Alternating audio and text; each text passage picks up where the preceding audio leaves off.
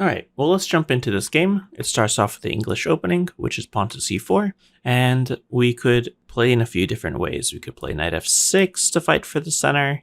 We could play pawn to e5 to literally occupy the center, or as in the game, we could play pawn to e6 with the idea to make this nice little pawn chain, as you can see there. Yeah, in the game, it was knight c3. We could play d5, but in the game, we preface d5 by bringing the knight out. Of course, a good choice.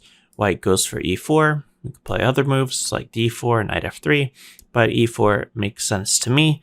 And now we really should get along with this idea and play d5. Okay, there it is. And basically, white needs to play e5 to try for an advantage. Of course, he could snap, and then play e5. It's a very similar idea as in the game. So anyway, in the game, Giri plays e5, attacking our knight. And this is the first moment where Duda has to find kind of an only move. What would you play for black? Yeah, a lot of beginners would move their knight, which makes sense because the knight is attacked. But if you move the knight anywhere, white just simply has a nice space advantage. And I don't think we have really enough to show for this space advantage. For example, just knight f3, and yeah, this is a nice space advantage. For the white side, we cannot play d4 because our knight is just hanging. Okay, so therefore black needs to find, and hopefully found it, his own counterplay with d4. This keeps the game roughly balanced. White is more or less obligated to take us. If he moves his knight to safety, then his e5 pawn will get into a little bit of trouble. For example, if we played, like, say, knight to, I'm not sure where you want to move the knight, but let's say knight to e2, we could just simply play knight d7, and now this pawn on e5 is in trouble, as you can see. Okay, so this is why white is more or less obligated to take us, which is exactly what happened in the game. We lost the knight. Of course, we got to take it back. So there we go. We take it back. They have to take this pawn. They could actually also take on g7. And now we won't take here because obviously they would promote first and that would guard against our promotion. So we'd have to throw in this check. And let's say the game is roughly balanced. In the game, however, white decided to take the pawn on c3 with b takes. If you take with a d pawn, you lose your castling ability. Probably still equal game, but I think I would want to be the black side there. So of course he simply takes back with the b pawn. Now we should probably pick up this pawn, and we want to do it with the queen so that we don't damage our house over here. So this is why he takes with the queen. White plays knight f3. He has 0 pieces developed, so let's start fixing that problem. And here I think black should occupy the center with pawn to e5. Of course, the game would still be equal, no advantage, but I like this e5 move. It unblocks the bishop, and in the future, we'll see that eventually white will play d4 and threaten bishop g5. And here with the pawn on e5 as opposed to e6, you could simply move the queen away. If they were to ever do that, for example, here, you can simply just move the queen to c6 or maybe even give a check. And I think I would prefer that position. Of course, it'd be still a roughly balanced game. In the game, however, it was c5.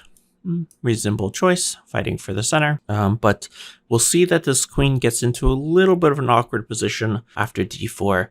The queen is sort of called into question, like, hey, bishop g5 is coming. And no, you don't have queen e6 or queen to e6. Either of these squares because your pawn is still in the way. So this kind of means we have to spend a turn protecting against bishop g5, and that's why pawn to h6 was played. Okay, black didn't blunder the game, but I think maybe e5 was slightly more accurate. Anyway, the game continues. White plays bishop to d3. He's getting ready to castle and he's just developing his pieces. Of course, good decision. Black plays knight c6, and oh, now we see that this d pawn is coming under some heavy pressure. And in this game, white played the interesting decision just to let it go, right? While we grab this pawn, he's going to be getting a lead in development. Our bishop is blocked. It's definitely an interesting pawn sacrifice. So right, instead of protecting this somehow, we just develop more pieces. Okay, black's gonna take the challenge. Give me that pawn. Thank you very much. Yes, let's trade. And now black is up a pawn. which you might think, well, that's completely winning. But on the other hand, this rook is sort of making it hard to develop the bishop. In a second, we might have this skewer. If you move the bishop, I don't know, wherever, then I go bishop e2, you move the queen, and I take on on g7, which is going to be a great position for white. Unfortunately here, Giri makes a bit of a mistake, and he mistimes this great idea of bishop e2. Unfortunately, he needed to castle first, which would prevent the move that happened in the game. But he plays, right, you just castle, let's say bishop c5 or something, and then bishop e2, and oh, yeah. Of course, the game would be balanced, but I think I would prefer the white side, who already has castled, and his pieces just seem much more active. So okay, unfortunately, Giri kind of mixed up the move order here, and he played bishop b2. Good idea, but just at the wrong time. When we play bishop b2, the rook is no longer guarding this b4 square, and now this check is allowed. Imagine if white had castled, and then bishop b2, right? There's no check, because he would have already been castled. Again, I think I like white's position in that moment. Unfortunately, just these kind of moves were mixed up. So now this allows bishop check, and yeah, it's very unfortunate that we have to play king f1. Is the game over? No, of course not. But white was relying on this, this fast development, the fact that it had been hard to develop the bishop in the first place. And now black is finding a way to start trading pieces. He's up material. He's looking for a trade. That makes sense. And well, the game is still very interesting, but I think it's starting to favor the black side here. Okay, bishop a3. We don't want to trade pieces when we're down in material, so bishop a3 makes sense. And of course, it stops this king from escaping. So the game, one pawn sacrifice to stop your opponent from castling, that's at least an interesting idea. So still the game is very interesting to me. In the game, black played bishop d7. He's returning one of the pawns to try to activate his pieces. But perhaps he could have been braver and played b6 and bishop b7, and he just would not return any pawn as he does on in this game. But realistically, many people will simply return the pawn. All right, we're up a pawn, and we're just going to return it to get our pieces starting to be developed. Okay, so this the game is still very interesting. Both kings are a bit awkwardly placed, so probably the game is roughly balanced. So here he lunges out with g5, queen to b1.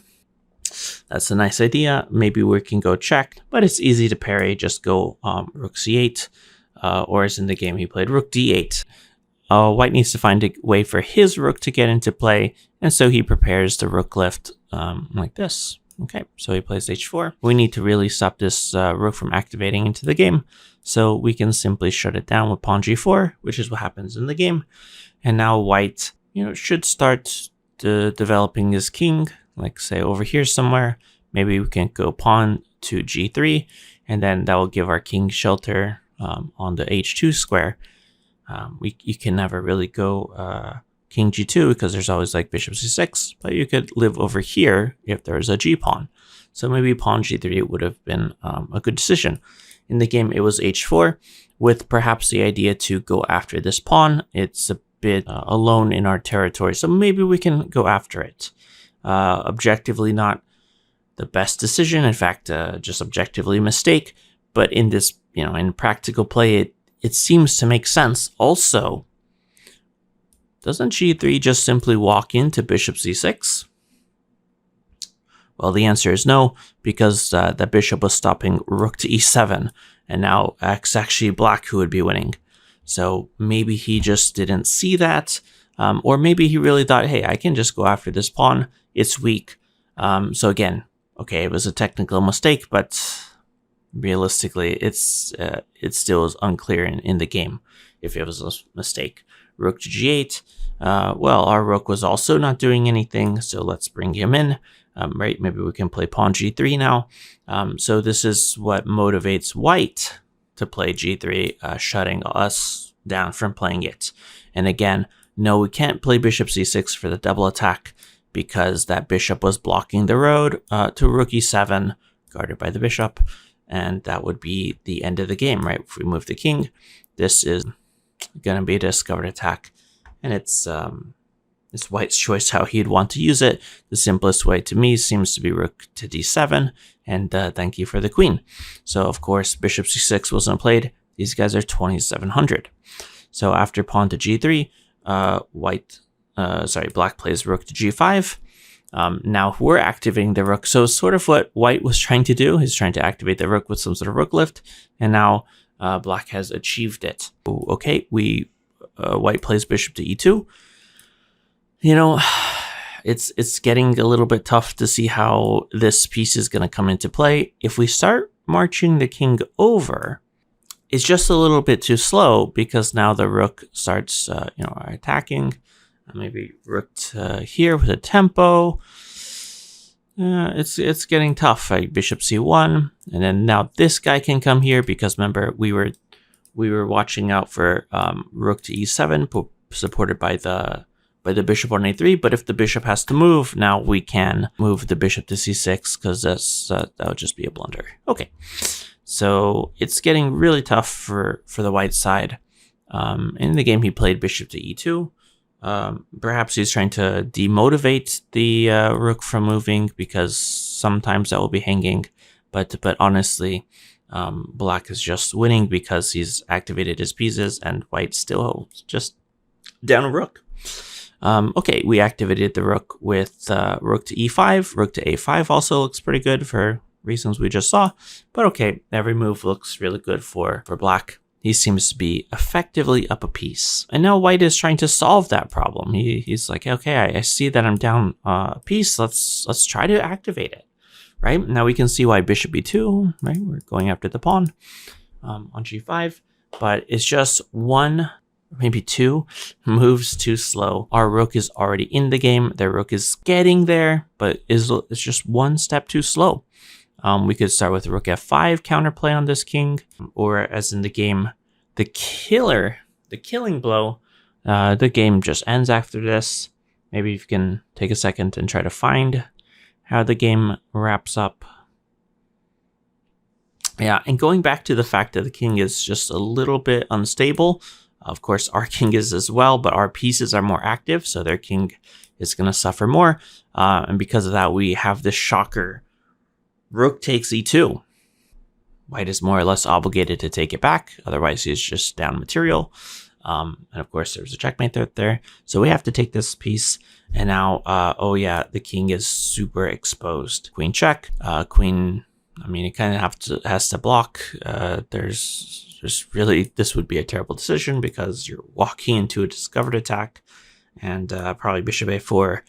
Yeah, that will be game over. All the pieces are active and the king is on the run. After king c1, it would be rook d1 checkmate. So, of course, after queen c4, they have to block with the queen. So we can win in many ways. I think check is what everyone would play. The king tries to run away. He's trying to escape. But that's not going to work. So let's just grab this piece. They played rook g4. Hey, finally! They activated the rook. Good job. Unfortunately, too little, too late. And after queen c1, White said, you know what, that's enough. I resign. If you go king g2, there's bishop c6. There's no rook e7 or whatever. And also, of course, this time is a check. It's funny. It's also a discovered attack. Everything's hanging. Game over.